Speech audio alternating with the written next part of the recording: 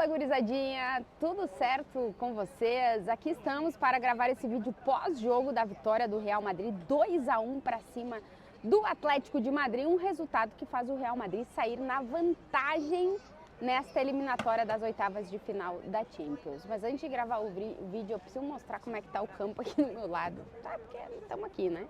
Olha a quantidade de criança que tem ali, gente correndo, ali tá o Valverde com o Benício. Os filhos do Valverde, eles já correram absolutamente todo o gramado. Eu sempre digo, quando a gente vê os filhos do Valverde correrem todo o campo, a gente entende porque fisicamente ele tá bem, né? Porque ele passa o dia correndo atrás das crianças, eles correm, dão uma volta, vão de um gol a outro, como se nada, é incrível. As crianças que, fazem o pai correr. Então tá, vamos falar sobre essa vitória do Real Madrid 2-1 para cima do Atlético de Madrid, mas claro, sempre aquele pedido antes, se vocês estão por aqui e ainda não estão inscritos, se inscrevam no canal para ajudar a crescer, deixa o like, comentários por aqui. Bom, vamos falar sobre essa vitória do Real Madrid 2-1 para cima do Atlético de Madrid, um resultado que faz o time de Carlo Ancelotti sair com a vantagem nessas eliminatórias das oitavas de final da Liga dos Campeões, jogo de ida aqui no Bernabéu, jogo de volta na próxima semana lá no Estádio Metropolitano. Teremos a definição de que time de Madrid avança para as quartas de final da Liga dos Campeões.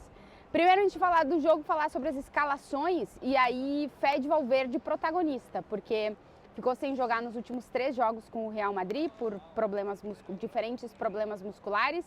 O Ancelotti disse que não era lesão e efetivamente não era lesão, porque ele foi titular no jogo contra o Atlético de Madrid, jogou de lateral direito de novo e fez um grandíssimo jogo. O Valverde, que foi o capitão do Real Madrid nessa partida, que chegou aos 300 jogos com a camisa do Real Madrid e que é impressionante a capacidade de ter um fôlego infinito que o Valverde tem. Eu sempre digo, o Valverde são os pulmões, o Valverde é os pulmões do Real Madrid, são os pulmões. Os 2 pulmões do Valverde são todos os pulmões do Real Madrid, impressionante. Fede Valverde foi titular, o Carlo Ancelotti foi com o time que a gente imaginava, com Camavinga e Tchouaméni, dupla de volantes, e o Brahim Dias fazendo a função do Jude Bellingham, que cumpria suspensão nesse jogo, volta para o próximo no Metropolitano. No lado do Atlético de Madrid, o Simeone demorou um pouquinho mais que o Ancelotti para soltar a escalação e foi com o Samuel Lino no time titular, deixando o Gallagher como opção no banco de reservas. Era a única dúvida que a gente tinha no time do Atlético de Madrid e o Simeone foi para o ataque, botou o Lino para ter opções contra justamente o Fede Valverde, que jogava pela direita, para tentar produzir mais ocasiões ofensivas para esse Atlético de Madrid. A verdade é que a gente teve um jogo bastante equilibrado. O Real Madrid sai na frente no placar logo aos 4 minutos de jogo, com o Rodrigo marcando um golaço e o Fede Valverde dando uma assistência à la Toni Kroos.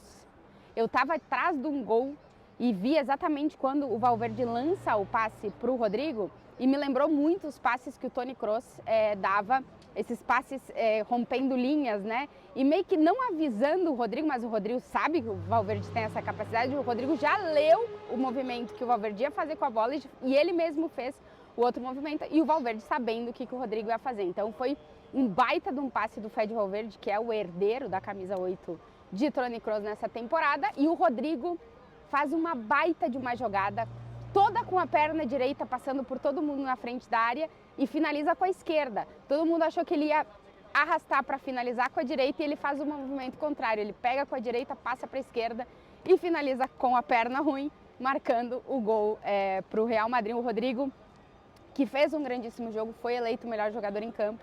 Ele já estava merecendo há muitos jogos ser eleito o melhor em campo com o Real Madrid. Finalmente veio o prêmio, que é aquela bolinha toda bonita prateada.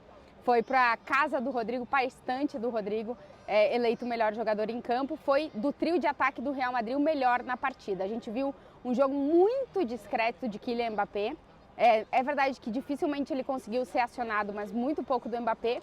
E o Vinícius com muita dificuldade de fazer o seu jogo. Por quê? Porque o Simeone colocou para marcar o Vinícius Júnior de novo o Marcos Llorente, que é um cara que tem muitas pernas, que dificulta muito o Vini conseguir ganhar dele no 1 contra 1 na velocidade.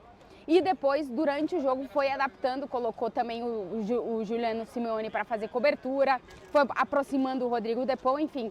O Simeone conseguiu meio que anular as principais características do Vinícius Júnior, que é verdade, cresceu no final do jogo, teve até uma finalização que pôde ter transformado em gol, mas não conseguiu. Ou seja, do trio de ataque do Real Madrid na partida, o melhor em campo foi o jogador que foi eleito melhor em campo, o Rodrigo. Brahim Dias fez um grandíssimo jogo, atuando na posição do Bellingham, roubando muita bola e sendo o principal fator de criação de jogo pelo centro do campo desse Real Madrid, que conseguiu, não todo o jogo, mas quando foi melhor, conseguiu ser melhor que o Atlético de Madrid.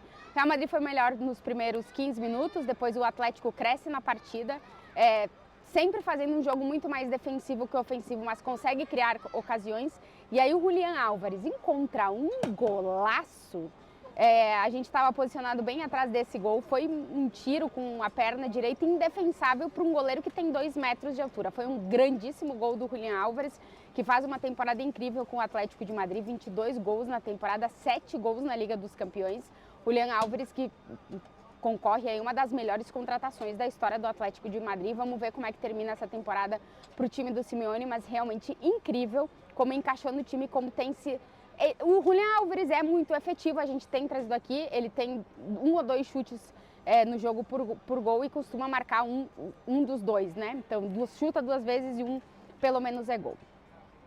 O Atlético de Madrid empata o jogo e aí tenta dificultar a vida do Real Madrid, consegue durante muitos minutos, mas não consegue ser efetivo ao ponto de conseguir igualar nas ocasiões ofensivas, né?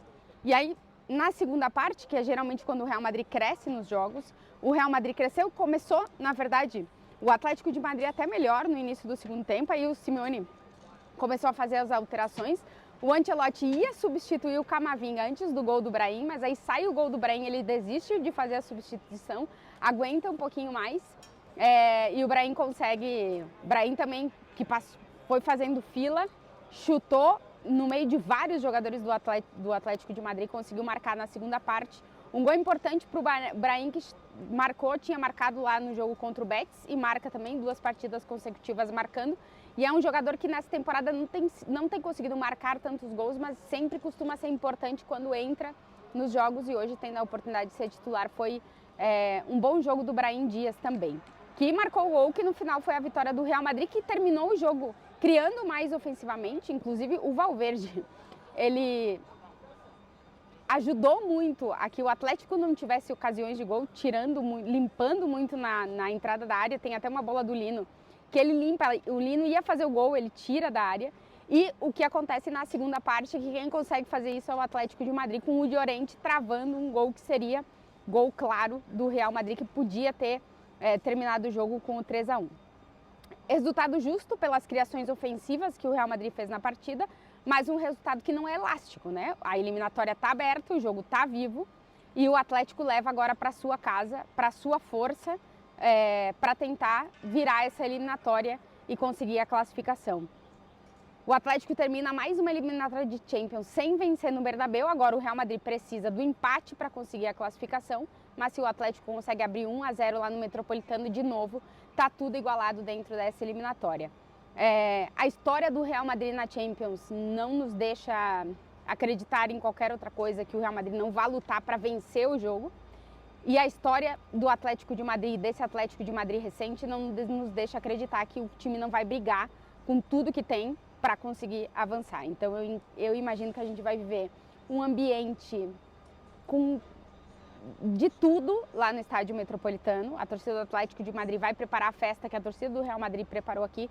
Vocês veem aí os papéis picados, papéis ainda, porque a gente teve um mosaico 360, enfim, grandes noites europeias no Bernabéu. E agora vai ser no Estádio Metropolitano a primeira vez que essa eliminatória entre Real e Atlético vai se decidir no Metropolitano, porque em 2017 a eliminatória foi definida no Estádio Vicente Calderón. Para aquele jogo o Real Madrid foi com uma vantagem bem maior do que tem agora, foi com aquele 3-0.